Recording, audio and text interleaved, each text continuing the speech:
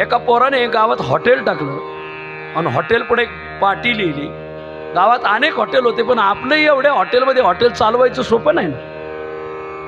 मग त्याने आपलं हॉटेल सगळ्यात पुढं कसं काय जाईल याचा विचार केला आणि त्याने दाराला एक पाटी लावली हॉटेलच्या, काय खुशाल जेवा, बिल तुमच्या नातवाकडून वसूल करू. लोक म्हणायचे लगीनच होतंय की नाही हा प्रश्न, आणि तिथून पुढं मुलगा कधी व्हायचा आणि त्याचं लगीन कधी व्हायचं, नातू कधी व्हायचा आणि बिल कधी भरायचा.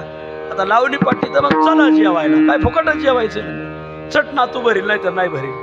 आणि मग काय फुकटचं गावलं बापल्या दावलं अशी म्हणे आपल्या भागात.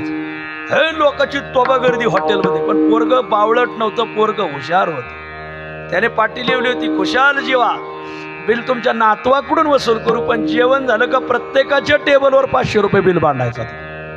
लोक माझे बिल नाही भरणार, तो नका नाही भरणार. लोक माझी पाटी कशा लिहिली, खुशाल जेव्हा बिल नातवाकडून वसूल करू. मुलगा म्हणायचं मग पाटीप्रमाणेच कार्यक्रम चाललाय. लोक म्हणजे कसं काय, तो म्हणायचा तुम्ही आत्ता जेवले ते त्याचं बिलच नाही, तुमचे आजोबा जेवले होते हे त्याचं बिल आहे म्हणले महाराज. वा, नातवाने भरायचं नाही मग कोणी भरायचं. वा वा, पोराने हॉटेल सगळ्या गावात पुढे नेलं.